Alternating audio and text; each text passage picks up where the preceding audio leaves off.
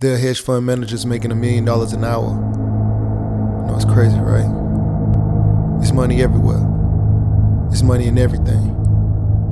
I want to help you. Start your business today. Come join my royal family. Subscribe to Casino Is the Name. Hey, yo, what's going on right now? You're watching Casino Is the Name, and in this video, I wanted to talk to you guys about whether or not you should buy or you should rent. You know, your house. Should you rent an apartment or should you buy a house? Okay.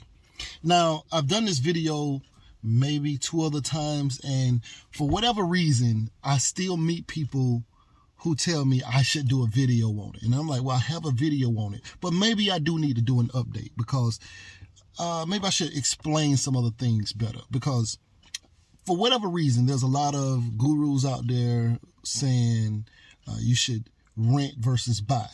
And maybe that works for them.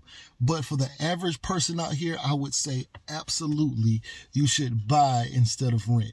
For the average person, I don't know too many people personally who should rent instead of buy. And let me give you examples why, okay?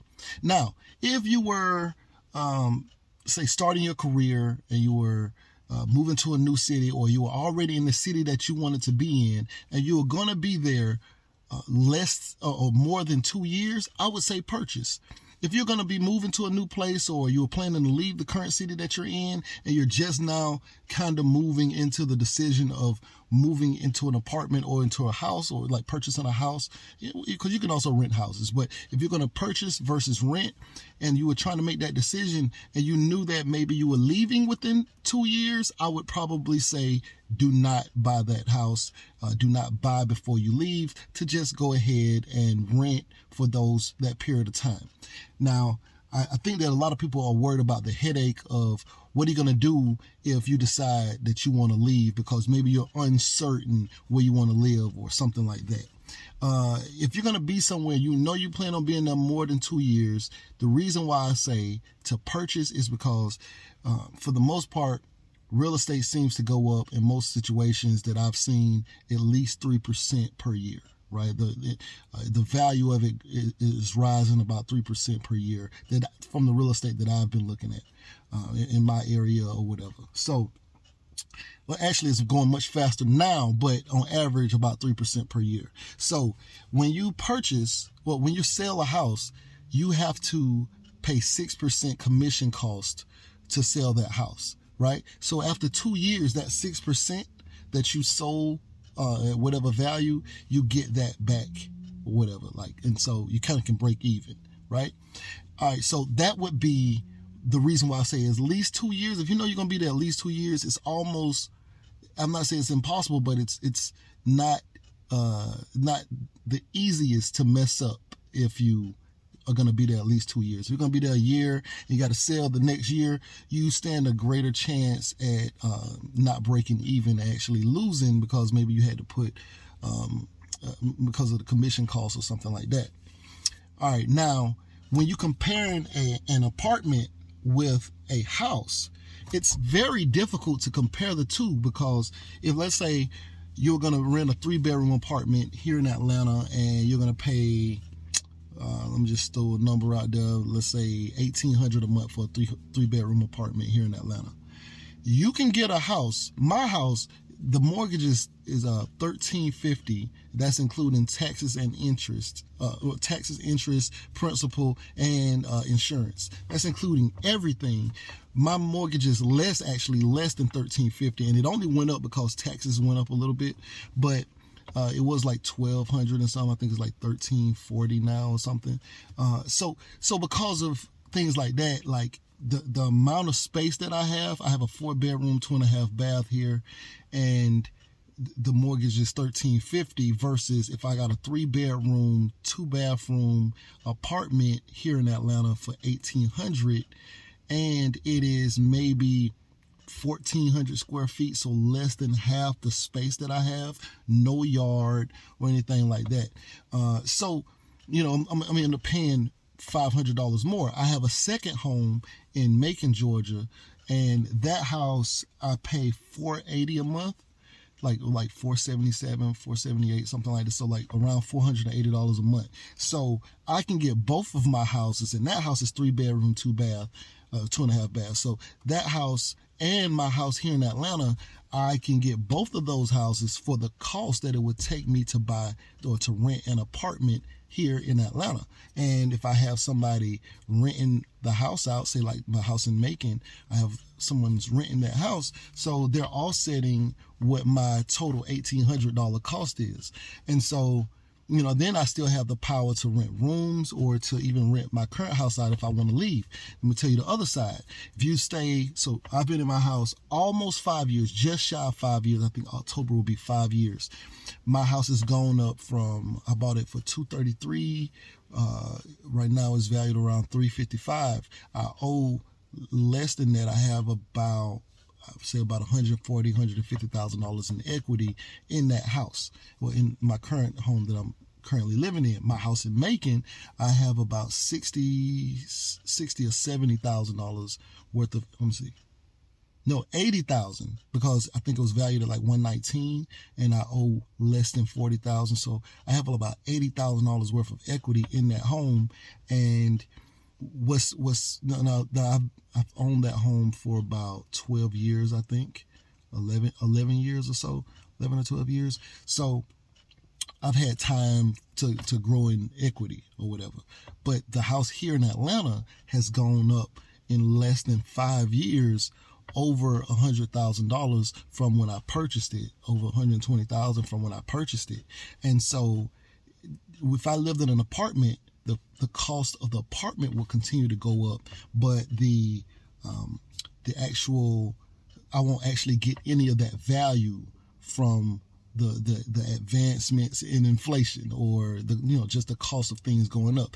I won't ever receive a benefit from that. So after 5 years, I can decide to leave. I can sell the house, get everything that I put into the house back, and make money. But if I decide to leave an apartment after 5 years, I get nothing in return. Now, over time, real estate continues to go up. Eventually, at some point in the future, at some point, way down the line, my house will be worth $500,000 or even $1 million at some point due to just the value of things going up, right? And so if I just hold it, then eventually I'll get to whatever those numbers are. But at no period of time will you ever rent and receive money when you decide to leave. You see? And so if I decided to leave right now, I can get over 300 and something thousand, and I can, they would purchase the house for over 300,000. I would only receive 100 and something thousand because I still owe to something. But that is the value of, owning real estate versus renting real estate, buying versus renting. Okay. Now there are certain situations, like I was saying, if you're going to be somewhere less than 2 years and, or if you just absolutely don't know where you're going to be in the next, the short term, then yes, rent an apartment. It'll save yourself some headache and maybe even some commission on trying to resell that property or something like that. But renting versus buying, you definitely are going to get more for your money by buying a house. Remember, after 5 years, you would have paid $1,800, and for my house, I would have paid $1,350. If you were in an apartment, I was in my house, you would have paid about $1,800 a month for a 3-bedroom. Still not even getting a 4th bedroom. Still not going to have the size of the space, the yard, any of those things. But you're going to pay more. You're going to pay $500 a month more for, so that's about $6,000 a month more per year for 5 years. And, so that's about $30,000. And when you get ready to walk away, you won't be able to get anything. So you'd have paid $30,000 more and not walked away with anything when you got ready to move into an apartment or another place. And I would have been able to sell my house if we were both leaving. I would have been able to sell my house, make over 100 and something thousand, plus the 30,000 of difference that you had to pay in over that period of time that I didn't. I would have had a value of about 150,000, 180,000 or so, like something like that, on the positive side in just 5 years. There's a huge difference here. Anyway, right now you're watching Casino Is a Name. Like, share, comment, subscribe, man. If you find any value in this video, as a matter of fact, please like the video because, the YouTube algorithm responds to it. Share this video with your family and your friends. If you guys are on the fence about buying a house, watch this video. Anyway, right now you're watching Casino Is a Name, man, and I'm out. Hey, yo, what's going on? Right now you're watching Casino Is a Name, and if you wanted to know how I started my trucking business, I have an ebook called Big Shot, Hot Shot Volume 1, Own Your Trucking Authority. It's a great book, 5-star reviews. The link will be in the description below. Go get that. Yeah. Beat me up, Scotty. Me up, Scotty. Me and her together, we just count it up. Money on my mind, I can't get enough. Don't play with my money, you don't want no beef. Cause I come from the bottom, I come from the street. When she first saw me, she said, who is that? When a man saw me, he called me a threat. I'm the one that really live with a rap. They ain't never did it, they ain't really trap.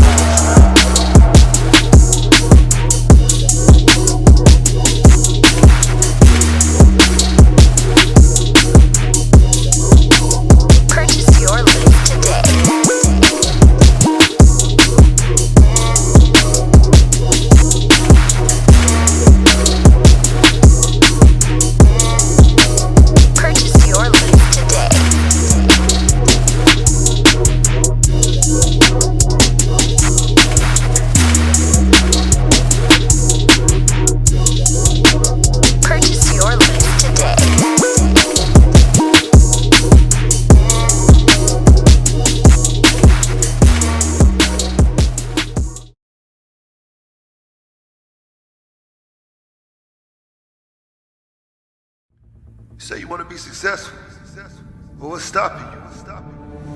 Can't nothing stop you from being successful except for you. You standing in your own way. I came from the bottom. I ain't know nothing but the grind. You can't tell me nothing about that. I called the Busted Basin Street Projects in Tallahassee, Florida. You hear me? I used to think $1 million would last me my whole life. I'd have made that and spent that. $1 million ain't enough.